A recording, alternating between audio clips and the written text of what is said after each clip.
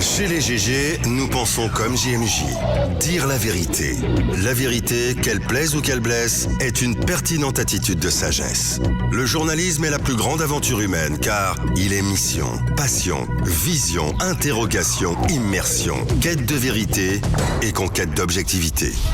Écoutez les GG tous les matins sur Radio Espace en simultané sur Espace TV, Espace Région Bokeh, Labé, Zérékoré, Kindia sur 99.7, Cancan sur 99. Les grandes gueules sur Espace ou la messe des sans-voix. Merci à vous qui nous regardez à Kouroussa sur Espace TV. Merci de votre fidélité, mesdames et messieurs. Continuez à réagir. Les contacts s'affichent juste en bas de l'écran. Si vous nous écoutez à la radio, c'est le 00224 657 39 13 13. Sinon, ça se passe là également sur le hashtag Espace GG. Avec plaisir, dans un instant. Si vous êtes plutôt Facebook, je sais que vous êtes très nombreux, évidemment, à nous suivre de ce côté. Malici la Poutine, évidemment, relaiera vos messages si vous le voulez bien. Je le disais tantôt à la une de l'émission, le 5 septembre dernier, le pouvoir politique guinéen a changé de main. Loin des annonces, le CNRD multiplie donc cette opération coup de communication, bain de foule, recueillement, scène d'empathie, répété de discours profanes, conclut déjà à un sans faute. Oui, on le dit ce matin, dans ce même clé-là, la junte continue donc ses consultations pour finaliser la constitution donc du gouvernement et du nombre des postes vacants. Le département de la culture qui a nourri donc les débats ces derniers jours. Là-bas, comme au ministère de l'information, de grandes situations se posent déjà en défi pour les récipiendaires. On essaie de comprendre ce matin, tour d'horizon sur ces actualités avec Suleiman Ba Tiangel, journaliste, homme de culture et spécialiste évidemment de la communication. Il sera avec nous, mesdames et messieurs, d'une minute à l'autre dans ce studio. Et puis on s'intéresse à tout ce sujet. La priorité pour la transition guinéenne, c'est le passage du témoin au colonel Mamadi Doumbouya, devra donc succéder à un civil guinéen, il faut le rappeler, désigné à la suite d'élections nationales libres et crédibles.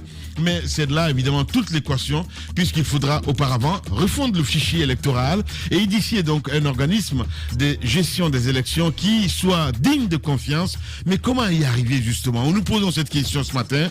Dominique Ward, il est expert électoral du Centre européen d'appui électoral. Il sera avec nous dans cette émission ce matin, mesdames et messieurs.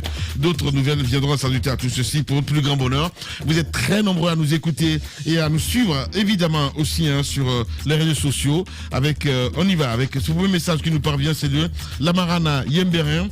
Bonjour Lamine, j'avoue, moi, je me demande pourquoi il n'a pas fini de nommer donc les ministres. Je trouve ça bizarre, ou bien c'est le lobby qui ne sente pas.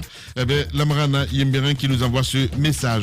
Nous restons dans le sillage avec cet autre message qui nous parvient. Bonjour les GG, c'est Aboubacar Diallo depuis Kaloum. S'il vous plaît, interpellez-nous la fonction publique. Qu'est-ce qui retarde les résultats de concours pour les conservateurs de nature? Voilà, c'est un auditeur évidemment qui nous envoie ce message. On va essayer de voir si on peut avoir le ministre pour capable dans cette émission. Bonjour les GG, bonjour à vous Lamine. Lamine, Tamba a raison, il faut donner le plein pouvoir aux nouveaux ministres de balayer entièrement leur maison, car il y a de grosses souris voilà, qui détruisent tout au sein de la maison. Barry Mohamed Bobizo depuis Yébéa, voilà, Petit Simbaya qui nous envoie ce message. On reste dans le sillage avec cet autre message qui nous parvient. Bonjour Big Fama depuis l'Hérault, mon colonel Doumbouya, mon assistant pour vous. Qu'est-ce qu'il veut dire? Je comprends pas. Je ne comprends pas, Amadou. Voilà. Si c'est le moment des messages comme ça, il y aura un blocus à l'antenne directe. Merci à Fogo également qui nous écrit. Il faut déloger tous ces anciens et laisser la main libre au nouveau ministre de former donc son équipe. Merci beaucoup. On reste avec Excellence Valdé également qui nous écrit. Bonjour les GG, des jeunes sont tombés ici contre le 3e mandat. Certains sont handicapés à vie. Et pendant ce temps, ce Béa Diallo disait qu'il ne soutient pas le 3e mandat et qu'il ne condamne pas non plus.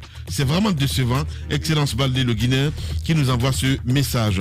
Bonjour, c'est Djibril Massiri depuis Wankifon Carrefour. J'apprécie vraiment la nomination de M. Béa Diallo au poste du ministre de la Jeunesse et des Sports. C'est un choix gagnant.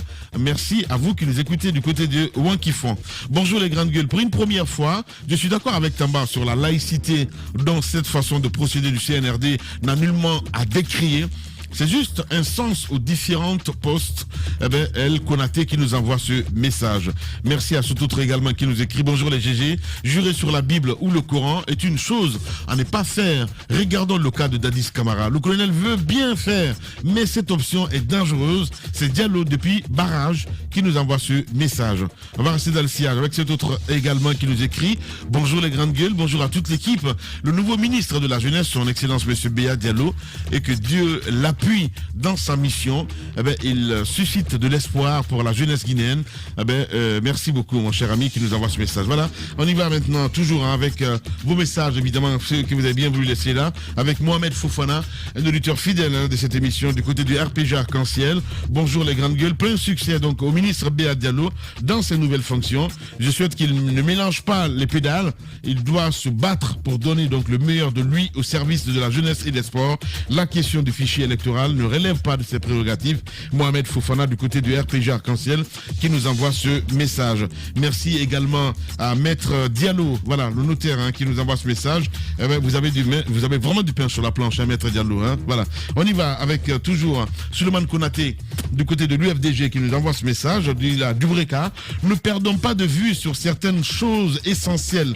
Un gouvernement de transition a une mission principale, évacuer les affaires courantes et organiser les élections libres, crédibles et transparentes. C'est pas un gouvernement de développement. Je pense que le Premier ministre Béa Vogui l'a dit déjà. Merci à vous tous. Voilà, on va y aller avec maintenant sur Facebook avec notre ami Malissila Poutine, évidemment, le colosse de Kouroussa, de Sigiri. Merci à Kata Démocratie Diallo qui nous écrit sur Facebook. Bonjour Lamine Guirassi, bonjour à toute l'équipe, les chroniqueurs des GG. Eh bien, je vous regarde ici avec intérêt au Cameroun. Merci à vous, voilà, du côté du Cameroun. On reste avec voilà, cet autre également qui nous écrit. Lui, c'est Sununu Bari. Bonjour Lamine, bonjour à toute l'équipe des GG. Je vous suis depuis New York. Merci, je tiens à vous dire merci. Merci à vous. Voilà, Poutine, c'est pas pertinent. Je veux un fond, Poutine. Voilà. Sinon, demain, je zappe. Bien. Merci à Daounalou Souma également qui nous écrit. Félicitations à M. Béa Diallo. Et je pense que la Guinée va équilibrer donc sa vision positive du sport. Eh bien, qu'il y ait équilibre entre les différentes activités sportives et les activités soient administrées donc par des connaisseurs avec un bilan à présenter chaque 3 mois. Le mérite, rien que le mérite, cet auditeur nous dit, c'est Daoulnalou Souma, voilà, qui nous écrit sur Facebook. Excellence Silla également qui nous écrit, j'attends que le nouveau ministre de la Jeunesse et des Sports m'étonne de par ses résultats. Merci beaucoup. On reste avec cet autre Atoulaye Mo Bantignel également qui nous écrit, bonjour Lamine Guirassi. Bonjour à toute l'équipe. On ne peut pas s'en féliciter par rapport à la nomination de M. Béa Diallo au poste du ministère de la Jeunesse et des Sports. Nous lui souhaitons bonne chance et nous les attendons à l'épreuve. Donc, et nous les avons à l'œil, je vais dire. Voilà, les besoins sont énormes. Merci beaucoup à Toulaï qui nous envoie ce message. On reste avec Mamadi La Puissance Doumbia également qui nous écrit sur Facebook. Mamadi La Puissance Doumbia. Ben voilà, qui dit précédemment député européen avec résistance à Bruxelles est nommé ministre de la Jeunesse et des Sports. J'ai maintenant la certitude qu'il n'y a rien en Europe, en Amérique, il n'y a rien sur les Blancs. Restons au pays, tout est ici. Voilà, merci. On m'a dit La Puissance Doumbia. Voilà. Il est fort ce garçon-là. Allez, on reste avec cet autre également qui nous écrit. Elage Kadiali Girassi également qui nous écrit. Bonjour les GG, bonjour à toute l'équipe. La nomination de Béa à ce poste, il veut dire, est un bon choix en connaissant le milieu. Voilà, il veut dire Monsieur Girassi. Merci beaucoup, Monsieur Girassi, qui nous envoie ce message. Ouais, ça fait bizarre. Monsieur Girassi écrit à Monsieur Girassi. Non, on n'est pas nombreux. Et le peuple est au courant. Et le peuple est au courant. Allez-y. On y va avec cet autre également qui nous écrit. Lui, c'est Pythagore, le biochimiste, qui nous écrit scientifique. Bonjour les GG. Il n'existe nulle part dans le courant où où il est fait mention de jurer sur le Coran. Pour un musulman, il suffit juste qu'il jure au nom d'Allah et c'est tout. Hein. Mais si la personne veut vraiment jurer sur le Coran, la condition est que cette personne soit saine dans l'ablution. Sinon, à part, il n'y a rien d'inconvénient. C'est évidemment un auditeur qui nous envoie ce message. Très nombreux ce matin, évidemment, à nous écrire. Nous partons maintenant avec les civilisés, j'ai envie de dire les tweetos, évidemment. Avec ce premier tweet qui nous parvient, c'est Ousmane le Noble qui nous envoie ce message. Bonjour les grandes gueules, bonjour à toute l'équipe. Les nominations continuent de tomber jour au jour, mais il est important de rappeler aux ministres nommés que d'être jeune ne suffit pas. Nous leur réclamons fortement le patriotisme et la rigueur pour être au service de la nation. Aladisso également qui nous écrit sur Twitter. Bonjour les GG. Au fait, les personnes comme Béa Diallo, qu'ils soient ministres ou pas, voilà, elles sont prêtes, voilà, je veux dire, à aider cette nation, mais une fois encore, gouvernons tout ce pays dans de bonnes règles. Voilà, je comprends pas. Hein. Merci beaucoup. Appliquez-vous un petit peu. Voilà. On a Fatoumata Keïta également qui nous écrit. Nous félicitons Béa Diallo. Merci beaucoup. Le message est passé. On reste avec Idriss Beni qui nous écrit. Lamine, moi je pense que c'est prématuré de dire quoi que ce soit sur des personnes qui sont nommées donc au poste ministériel. Merci. On reste avec Mamoudou Dété Ba également qui nous écrit. Bonjour les grandes gueules. Bonjour à toute l'équipe. Je ne doute pas des compétences de monsieur Béa et son amour pour la Guinée. Mais j'aurais souhaité voir à la tête de ce département un vrai jeune de la tranche 18-35 ans qui connaît très bien le pays, voilà, je vais dire. On a Sekoumar Boulé également qui nous écrit. Nous apprécions bien cette composition des membres du gouvernement, 27 avec de nouveaux hommes, même si nous prenons 2 mois pour sa mise en place. On est très pressé en Guinée. Voilà. Le Guinéen veut tout de suite. On est plus que les Français maintenant parce qu'on râle. On ne sait que ça. Râler. Bien. Allez, on y va avec cet autre également. Lui, c'est Abdourahmane Téméressé qui nous écrit. Félicitations au tout nouveau ministre. Merci. Bouba Dial également qui nous écrit également. C'est justement par souci de fidélité à l'esprit de la laïcité que la Bible, le Coran et la Torah sont utilisés pour des prestations de serment. Je trouve normal la démarche du président de la transition, Bouba Dial, qui nous envoie ce message. On a Anzou Ton Camara également qui nous écrit. Lamine, dites à Tamba que c'est la meilleure façon de faire avec un Guinéen, car il est capable de tromper n'importe qui. Voilà, c'est un auditeur évidemment qui nous envoie ce message. On a Ibou Diallo également qui nous écrit. Bonjour les grandes gueules. Jusqu'hier soir, nous étions plus ou moins d'accord sur certaines nominations de ministres, mais celle de Béa Diallo, je m'interroge. Quel message le CNRD a envie de passer à cette jeunesse? Voilà, c'est Ibou Diallo qui nous envoie ce message. On reste avec cet autre également qui nous écrit. Lui, c'est Ahmed Sam. Voilà, à mon homme, la vie, jurer sur les livres saints n'a aucun sens dans une république laïque.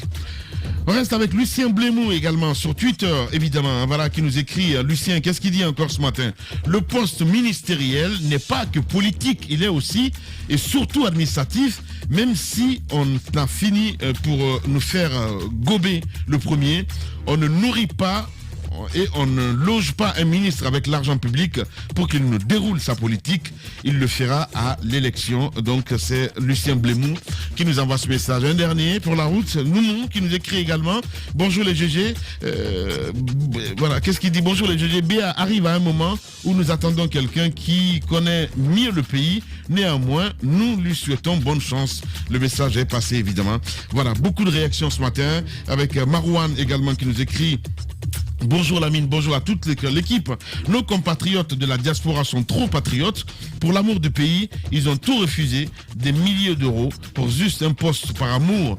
Cela est aussi compris, mais ça risque de boxer. Marouane de Dinguiraï qui nous envoie ce message. Un dernier, lui c'est Alpha Moussa Makadabi évidemment qui nous envoie ce message. Bonjour Lamine, bonjour à toute l'équipe. Voilà, je rejoins Moussa ici là. Tu t'es trompé là un peu en cool. Voilà, revois un petit peu le message. La ministre de la Justice, à l'image de ses prédécesseurs, n'aura aucune baguette magique.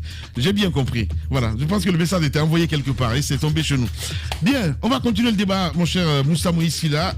Où en est-on dans le dossier des 100 kilos de cocaïne saisis en début d'année? On essaie de revenir, évidemment, on fait replay ce matin, mon cher ami. On ne sait pas pour durer, c'est une parenthèse. Okay.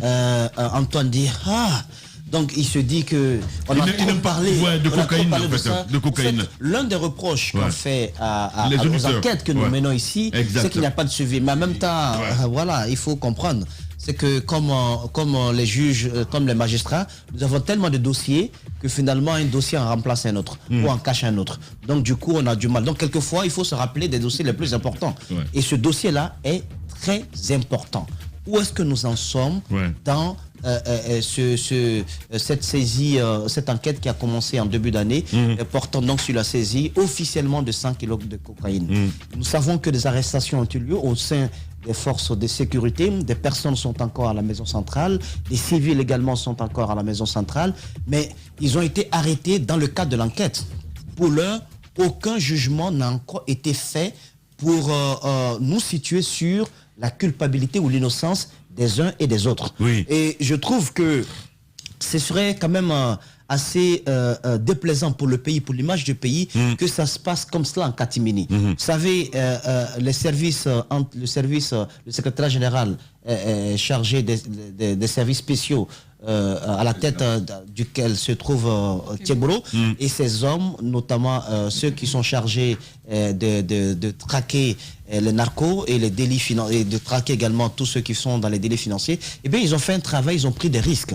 Parce que s'attaquer à de tels cartels, c'est s'exposer, donc c'est exposer sa famille. Quand un tel travail est fait, la justice a besoin vraiment d'aller jusqu'au bout pour situer au moins l'opinion sur les tenants et les aboutissants dans cette histoire. C'est-à-dire qu'il y a des questions qui sont encore en suspens. Le nombre de kilogrammes qui a disparu, près de 100 kilogrammes. Près de 200 qui n'ont pas encore été retrouvés. Où est-ce que c'est parti? Comment ça s'est évaporé? Quelles sont les complicités?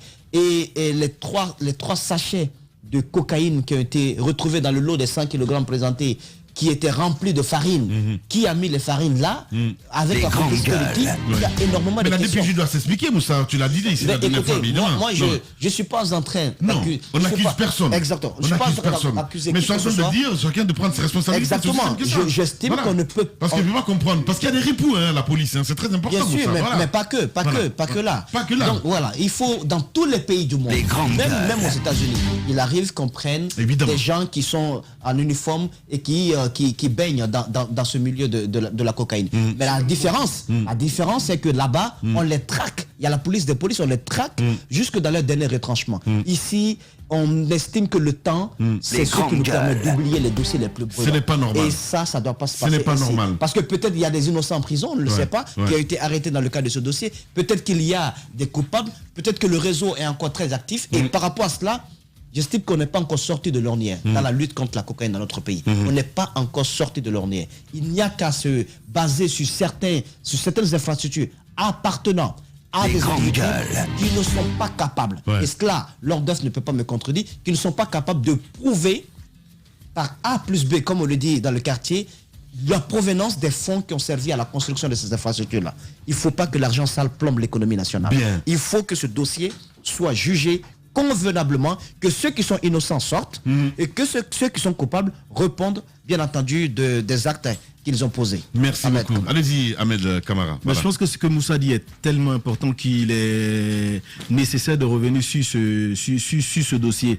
C'est vrai que ce qui se passe aujourd'hui en Guinée, on pense que si nous faisons semblant d'oublier, mais à l'international, on n'a pas oublié. Alors, on n'a pas du tout. Vous savez qu'il y a des structures au niveau international. Moi, je me suis intéressé à la question quand le truc s'est posé au niveau des États-Unis. Mais il faut dire qu'ils nous ont à l'œil. Et ce sera à nous de faire le choix. On fait le choix d'entrer dans la danse internationale de lutte contre la drogue, où on se soustrait et on pourra subir certaines rigueurs de la communauté internationale. Donc je pense que ce qui est en train de se passer aujourd'hui n'est pas normal. Alors Doumbouya a un choix. Il choisit entre la République ou les narcos. Ce sera à lui de faire le choix. On se souvient, on l'a dit, dans ce pays... si on peut même se permettre d'appeler ça ce jeu-là, c'était même entraîné jusqu'à la présidence de la République. Et on se souvient. Je te suis de tout le monde, hein, mon cher Ahmed. Hein. Oui, voilà. ça se cache même pas. C'est le président qui ne le savait pas. Oui, ça se cache. Parce que son entourage même baignait dedans. Hein. Baignait dedans. Voilà. Et on se souvient. Cette pauvre dame, la première dame, un moment, son nom circulait, tout ça, mais elle n'en était pour rien du tout. Des gens, les gens se cachent même derrière ces grandes personnalités-là pour poser des actes. Donc, je pense qu'avec le temps, certains sujets seront dépoussiérés et les enquêtes, quand les enquêtes vont totalement aboutir, que ce soit ici ou au niveau de toutes les ramifications, au niveau en Afrique ici ou même dans les pays développés, tout va se passer. Et je pense qu'il est grand temps de déballer ces dossiers afin, comme je l'ai dit, que le président fasse une décantation. Soit il les choisit ou il nous choisit, nous, le peuple de Guinée. Voilà, c'est bien dit. Et avec ce chiffre ce matin, mon cher Tamba. Ça, c'est important pour que les Guinéens comprennent qu'on n'est pas en train de parler de menu frétin. Je me suis amusé à voir ce que coûterait, par exemple, un gramme de cocaïne sur un marché français, par exemple, ça te fait 68 € le gramme. Pour avoir 1 kilogramme, vous multipliez ça par 1000. T'es consommateur ou pas? Je pose la question, mais... Je pose des questions, mais oui. Avant, oui. Mais maintenant... Bon, on s'amuse pas avec ça. Mais c'est la mine qui cherche des infos, je lui en donne. Mais quand même. Plus sérieusement, vous voyez, la mine, vous multipliez ça par 1000 pour avoir la valeur. Pour un kilogramme. On te dit qu'il y a 100, ou même 200, Moussa parlait de 200 qui ont disparu. Mais pour 100 kilogrammes de cocaïne, ça te fait 6 800 000 €. Waouh. Pour 100 kilogrammes. Et puis ils sont là, se promènent dans de belles voitures blanches, de belles voitures noires, font ce qu'ils ont à faire, réalisent n'importe quoi sur le territoire. Vous êtes là, autour, vous voyez une maison qui commence à pousser comme un champignon, oui, parce que les voitures blanches sont luxueuses.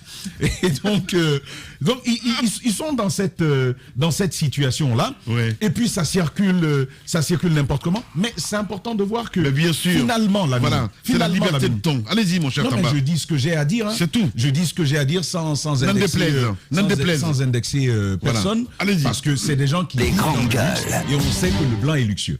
Et c'est la seule logique. Maintenant, plus loin, Lamine, ce qui fâche, ce qui me dérange, c'est le silence de la justice. Ouais. C'est le silence de l'État. L'État sait ce qui s'est passé. Il y a quand même des entités de l'État qui sont mis à les traquer et qui savent qui est responsable de quoi. De cela.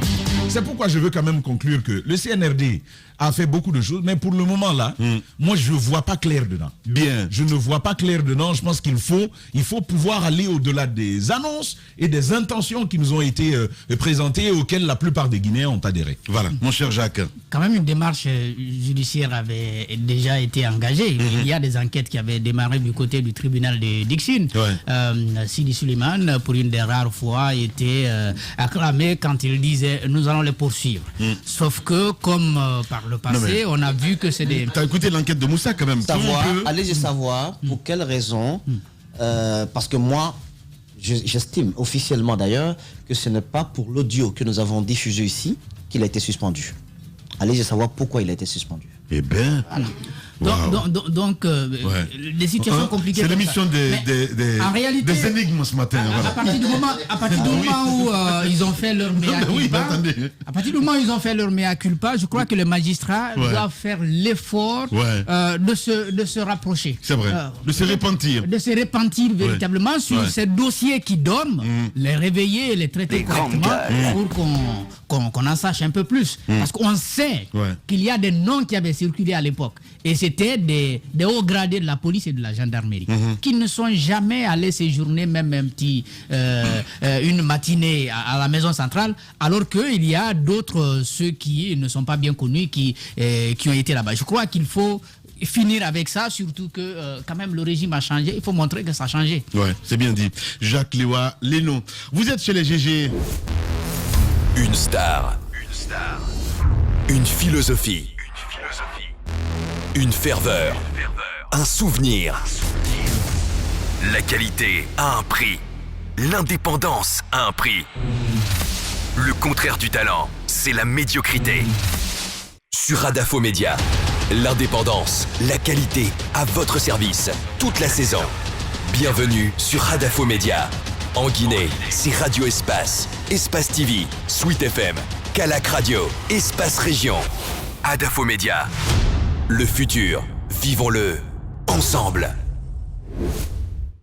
Merci à Amadou Sow qui réalise cette émission. Mesdames et messieurs, merci de nous rejoindre. Je le disais tantôt, le 5 septembre dernier, le pouvoir politique guinéen a changé de main, loin des annonces. Le CNRD multiplie les opérations de coup de poing, de coups de communication. Ben Foul, recueillement donc scène d'empathie, répéter les discours profanes conclus déjà, sans faute. Dans ce même élan justement, la junte continue les consultations pour finaliser donc la constitution du gouvernement et au nombre donc des postes vacants, le département de la culture qui a nourri donc le débat ces derniers jours. Là-bas, comme au ministère de l'Information, de grandes situations évidemment se posent déjà, un défi pour les récipiendaires. Tour d'horizon évidemment sur ces actualités, vous le voyez à l'écran, Fouledi est avec nous ce matin, mesdames et messieurs, Suleiman Ba Tiangel, journaliste, homme de culture et spécialiste en communication, il est notre invité ce matin, on dit Arama. Pourquoi tu fais ça, Lamine? Pourquoi tu fais quoi? Non mais sérieusement. Fois je te fous le déflaquer. Parce que je pourrais dire qu'il y a des cordes dehors et que ça attend un Djakanké, mais je vais pas le dire. Voilà. Bienvenue. Bon, merci. Voilà. Merci de nous rejoindre dans cette émission. Allez-y Antoine. Oui, Tiangel, bonjour. On parle ce matin de culture avec ces nominations qui sont attendues. Je parle du ministère de la Culture. Jusque-là, nous ne connaissons pas qui est ministre à ce niveau. Dites-nous d'abord votre appréciation des différentes nominations et vos attentes par rapport au département de la culture. Bon, alors je voudrais quand même faire une petite précision avant de commencer parce que depuis que j'ai tourné la page politique, chaque fois que je parle des questions qui touchent l'espace public, les gens me disent mais non, tu n'as pas le droit d'en parler. Ouais. Donc je voudrais quand même préciser que j'arrête mon militantisme politique, évidemment, mais je continue à être citoyen guinéen et donc il y a un regard sur la société guinéenne. Maintenant, qu'est-ce que je pense de ces nominations? Je crois qu'en fait, il n'y a pas forcément grand-chose à y penser à part ce que nous sommes en train de voir. C'est que le président de la République, avec le soutien du Premier ministre, sont en train de nommer des personnes sur la base de la confiance et des compétences qu'ils estiment avoir. Et donc, de ce point de vue-là, je crois qu'en fait, on est plutôt content de voir, évidemment, des personnes qui arrivent. Certains, on les connaît. Parmi elles, il y a évidemment quelqu'un que je connais très bien, que tout le monde sait que je connais, c'est Alpha Bakar Barry. Et puis, il y a d'autres personnes que personnellement, je ne connaissais pas. Mais en regardant le parcours que les uns et les autres ont, on sent bien quand même qu'il y a une dynamique qui est en train de s'imposer et que cette dynamique-là ira, de mon point de vue, en tout cas, je l'espère, dans le sens du rétablissement d'un état de droit dans notre pays, ou en tout cas pour préparer ce qui va se faire plus tard, les bases et les réformes qui constituent ce qui doit être fait. Et à mon avis, c'est ce que le président de la République et le Premier ministre sont en train de faire. Voilà, on peut dire un bon casting pour l'instant. Pour l'instant, je pense que le casting, on peut le dire qu'il est bon, dans la mesure où, encore une fois, la perception que nous pouvons avoir du casting n'est pas forcément celui que peut avoir ou que peuvent avoir le président de la République et le chef du gouvernement. Donc, il y a un autre regard à nous qui n'est pas forcément peut-être un regard même objectif, qui peut être subjectif ou inversement. Mais il se trouve que simplement, il y a un président de la République qui reçoit des gens avec un Premier ministre qui écoute les gens, qui regarde leur parcours et qui décide que c'est telle ou telle personne. Donc, pour moi, je ne peux pas dire qu'à ce jour, il y a une erreur de casting parce que le président sait où il va, le Premier ministre sait où il va, et donc de ce point de vue-là, nous attendons tout simplement. Voilà. Et alors, beaucoup d'actes se sont posés, Moussa, s'il te plaît, laisse-moi par rapport aux nominations toujours, parce que les nominations sont faites suivant une méthodologie qui existait, quoi que l'on dise, basé sur l'équilibre régional. Alors, qu'est-ce que vous pensez de cela? Je crois que quand on sort du système Alpha Condé et qu'on sort du système dans lequel on était, où la question de l'ethnocentrisme ou de l'ethnostratégie a été très importante, ce qui est en train d'être fait, la démarche qui est utilisée n'est pas forcément une démarche inutile. C'est une démarche qui peut être utile parce que ce qu'on pose dans l'espace public est de l'ordre du symbolique. Donc à partir du moment où nous sommes dans des symboles et que ces symboles-là peuvent contribuer à relativiser ou en tout cas à apaiser les tensions ethniques qui avaient été exacerbées par l'ancien régime, je crois que c'est une bonne chose et que ça peut aider parce qu'encore une fois, dans l'espace public, c'est important d'être dans les symboles et ces symboles-là peuvent percuter sur la société ou sur la compréhension que la société peut avoir du système de gouvernance. Oui, mais il y a le revers de la médaille. Déjà, on voit des critiques quand on dit non, on a nommé plus de temps que de trucs. J'ai pas envie de citer d'ethnie, tout ça. Ouais. Mais est-ce qu'il fallait pas se baser sur les compétences que de jouer avec cette fibre ethnique? C'est aussi de l'ethnostratégie dont on parle toujours. Encore une fois, ça c'est le résultat de l'héritage de Alpha Condé. Mais il aurait pu s'en passer. Non, oui, évidemment, tu as raison. C'est pour ça qu'on parle d'exacerbation. Évidemment, tu as bien raison. Pardon de tutoyer les uns et les autres, ça peut faire bizarre. Donc, ça fait pas bizarre. mais pour les auditeurs, les téléspectateurs. Voilà. Ouais. Donc du coup, je disais que c'est le résultat de ce que nous avons connu, on va dire peut-être même ces 60 dernières années, parce que du coup, on ne peut pas demander aux Guinéens de but en blanc comme ça, de façon automatique, de changer la perception qu'il peut avoir des actes qui sont posés dans l'espace public. Donc, c'est tout à fait, à mon avis, plus ou moins normal. Ce processus-là se mettra en place. Ce processus-là va évoluer et petit à petit, sur la base justement des symboles qui vont être posés par les autorités, on va nous amener vers une espèce de séparation de tous ces réflexes ethniques, quoi, en fait. Mais qu'est-ce qu'il faut faire pour s'en débarrasser complètement? Parce que c'est la question d'Ahmed Camara. À force de continuer comme ça, 100 ans demain, la Guinée, on va toujours se baser sur ça. Pardon, Tamar. Je voulais juste placer une avant cette proposition de solution. Est-ce que vous comprenez, dans le même sillage de ce que Ahmed disait, cette focalisation sur le nouveau ministre de l'administration du territoire, Mori Condé? Il y a un audio qu'on lui a attribué, il n'est pas le sien. Et puis, tout le monde craint justement que... Est-ce que vous comprenez que lui, particulièrement, lui plus que tous les autres, les grandes gueules, de focalisation et de suspicion sur le plan ethnique? Je pense que cette espèce comment il faut dire, je dirais pas de suspicion, mais une espèce de réflexe automatique de parler de ce ministre-là est peut-être, de mon point de vue, lié à la place qu'il occupe. L'administration du territoire et la décentralisation, nous savons ce qu'elle représente, cette place-là, dans la perception de la conduite des affaires du pays ici. Et donc, du coup... Oui, bien sûr, c'est de ça que je parle, évidemment. C'est-à-dire que dans la perception des Guinéens, d'abord, l'administration du territoire est d'abord le département des élections.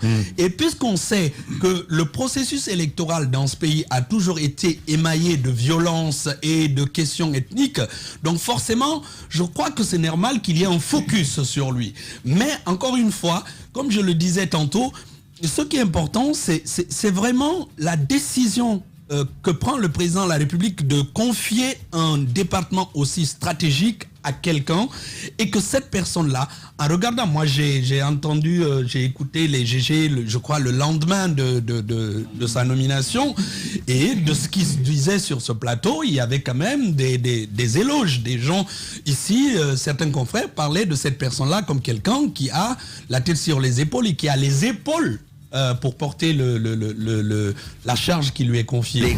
Donc pour moi, ces focus-là sont peut-être encore une fois le résultat de tout un processus qu'on a vécu pendant ces dernières années. Bien. Tiangel, notre invité ce matin chez les juges. Allez-y, Mafoudia. Alors, avant de poser ma question sur le département de la culture, une première question déjà sur cette partie. Justement, est-ce que vous ne pensez pas que des cadres des partis politiques comme l'ANAD et autres s'abstiennent pour le moment de juger des ministres qui sont venus de par leur relation, peut-être par le passé, avec l'ancien gouvernement? Qu'est-ce que vous pensez de ces sorties à un moment donné?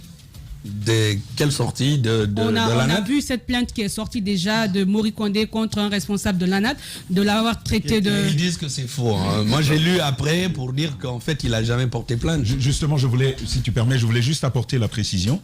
Il n'a pas porté plainte. C'était à l'initiative de ses avocats qui ont écouté l'émission chez nos confrères de films. Les grandes gueules. Et qui ont suggéré de porter plainte. Il les a laissés faire leur travail. Il leur a demandé de réunir toute la documentation.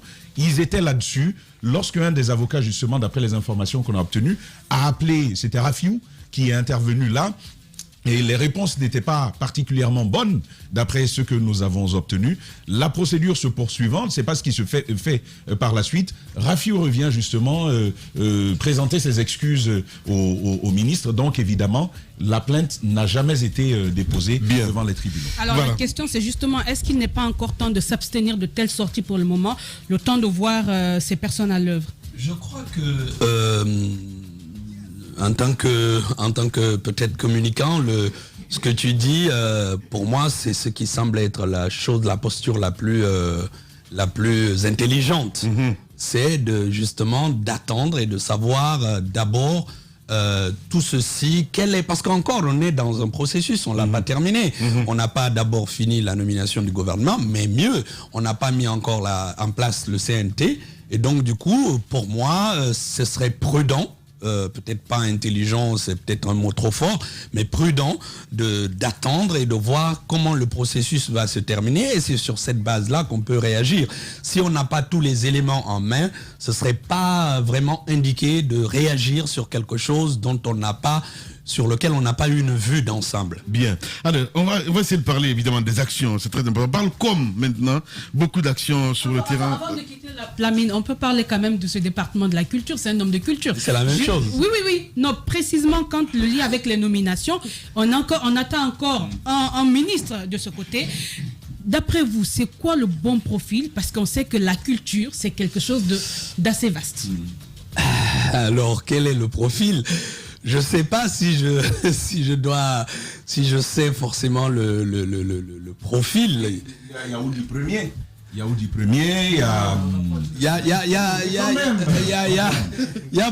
beaucoup de noms qui circulent. Mais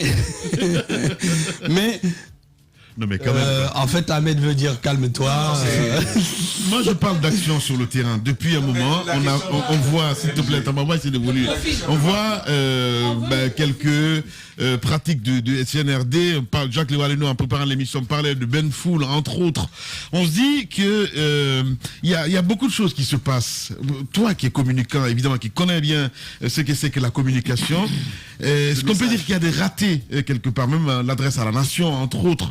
J'ai pas envie de dire se déplacer, non? Alors, ce que je vais dire, je le dis, comment on appelle ça, sous le contrôle, encore une fois, de ce que moi je perçois des choses, parce que je n'ai pas, comme on dit, la science infuse, même si les gens me reconnaissent une certaine légitimité, évidemment, à parler de ces questions. Le théâtre est passé par là aussi. Voilà. Ouais.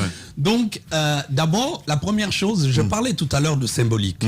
Donc la première chose, c'est le symbole sur les bancs de foule, ou surtout cet endroit comme le cimetière de Bambeto et de ce qu'il représente. Les grandes gueules. Donc cette symbolique-là est forcément importante. Donc je crois qu'en fait, les gens de Bambeto, ou en tout cas la population sur cet axe-là, avait forcément besoin de cette espèce d'empathie, pour reprendre en fait le mot que vous utilisiez tout à l'heure. Il y a ça. Maintenant, il y a tout ce qui est de l'ordre de la scénographie de la com. D'abord, la première chose,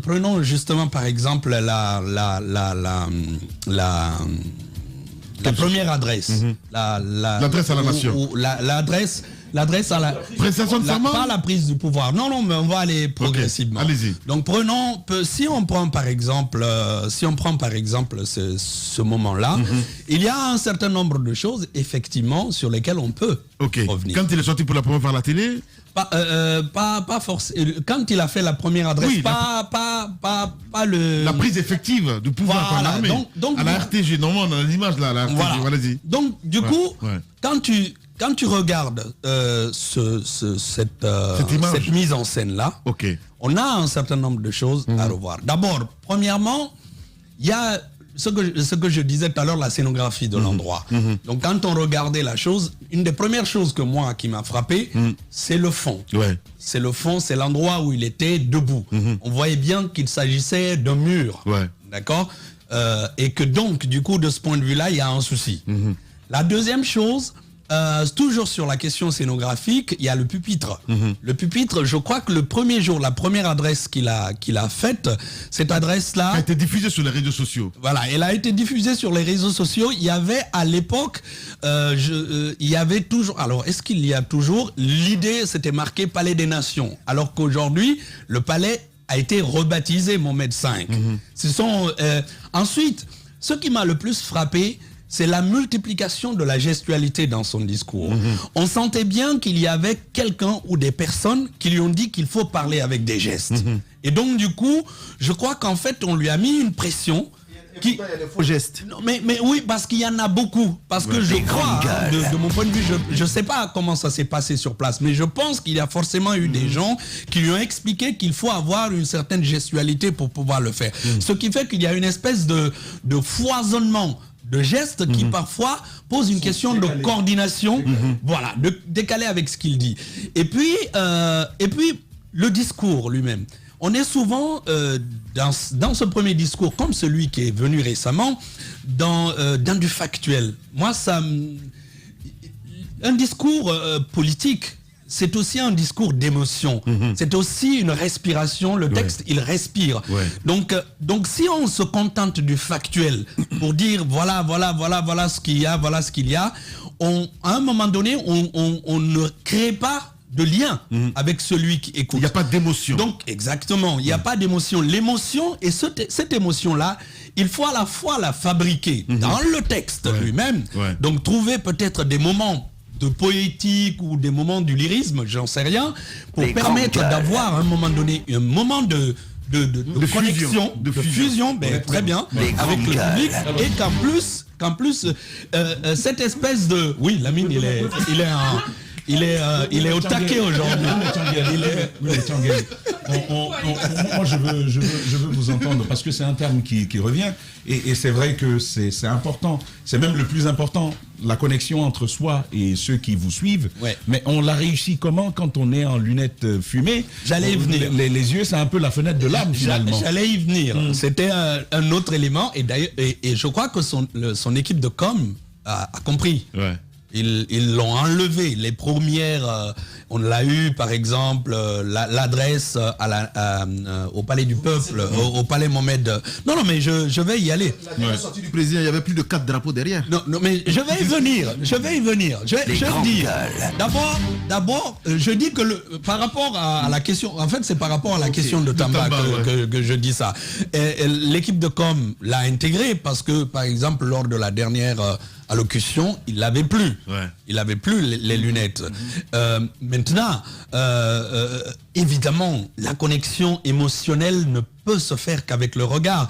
La personne que vous regardez dans les yeux n'est pas dans la même disposition de réception que celui que vous ne regardez pas.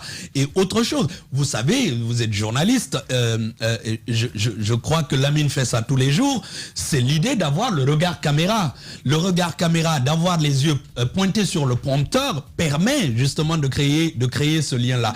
Par exemple, dans le passé, on avait souvent les premières tentatives de l'utilisation, entre guillemets, du prompteur, parce que je ne sais pas s'il l'a utilisé après, de Alpha Condé, c'est qu'il avait la tête levée. J'avais l'impression, je pense qu'on devait lui planter une télé devant lui et c'est ça qui faisait que ça marchait.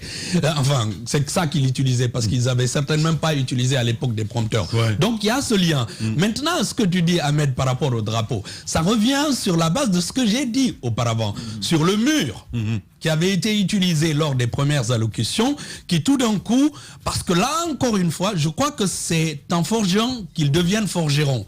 En tout cas, qu'ils sont en train de petit à petit se rendre compte des erreurs qui sont en train d'être faites. Justement. Ce qui fait que l'utilisation des drapeaux est dans une logique de redondance en fait, parce qu'on en fait plein, comme tu dis. Ouais. Parce que est-ce que la régie peut nous montrer cette image à la télé, voilà. Allez-y. Justement, l'adresse à la nation. Voilà. Par rapport à ces améliorations que vous-même vous constatez, est-ce que quand même la communication avec ces règles et tout ce que ça comporte ne tolère pas quand même un coup d'État? On a vu beaucoup de coups d'État et ce qui s'est passé là, on pourrait expliquer par le fait que ce ne sont pas des experts, ils n'avaient pas une équipe autour pour leur dire c'est ainsi qu'on fait, c'est un militaire qui se présente, qui veut simplement s'adresser. Peut-être que ça va servir de jurisprudence ou bien est-ce que vous avez connaissance ailleurs d'un coup d'État qui s'est mieux porté en termes de communication?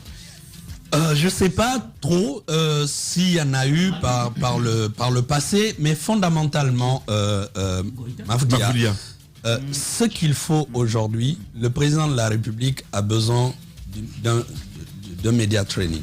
Okay. Forcément, il a besoin d'un media training. Pour expliquer basiquement à ceux qui nous écoutent, c'est que lorsqu'on va devant un média, on se prépare. Hier, j'en ai parlé avec toi et avec Tamba. J'ai dit, si je dois y aller, j'ai besoin de savoir quels sont les éléments sur lesquels on va intervenir. Et avant de venir ici, moi, j'ai travaillé sur mes éléments, ce qu'on appelle les éléments de langage, les messages clés. Donc, le président de la République a forcément besoin de ce media training. Il a deux avantages. Le premier avantage, c'est d'abord poser cette possibilité-là. Et la deuxième chose, c'est être dans la posture de réflexe. Et tu vois, d'avoir quelqu'un, de dire, voilà, je vais dire ça. Et si Lamine réagit comme ça, comment je contre-attaque? Comment je réagis? Comment je réagis? Donc du coup, je pense qu'il a besoin de media training et je crois que, encore une fois, je crois que les choses sont en train de se mettre en place. Parce qu'encore une fois, non, je vais dire pourquoi. Parce que la question de la gestuelle, par exemple, de la mimo-gestualité à laquelle on a assisté lors de la première allocution est différente de celle que nous avons vue. Il s'est moins...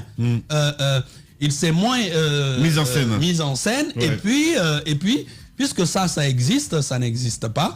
Et je crois que fondamentalement, on doit faire attention à ça. Et c'est pour ça que d'ailleurs, quand on regarde les fameux noms, les fameux noms des personnes, qui sont citées. Il a été le premier d'ailleurs à être séduit, c'est là que je voulais en venir, parce que là on était vraiment sur les aspects de forme, sur l'environnement, tout ça.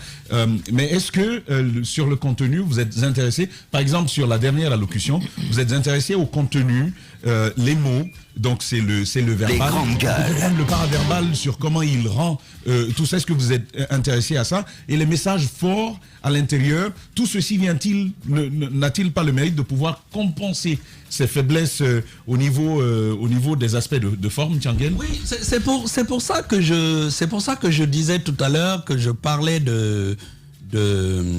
comment dire, la question de l'émotion, la question de la respiration du texte, la respiration de la parole, comment est-ce qu'on la porte? Comment on la porte? Comme on le dit, on parle, mais on ne lit pas, même quand on lit. Bien sûr, on parle. Bien sûr, on parle et surtout on respire. On respire pas beaucoup, on respire. Bien.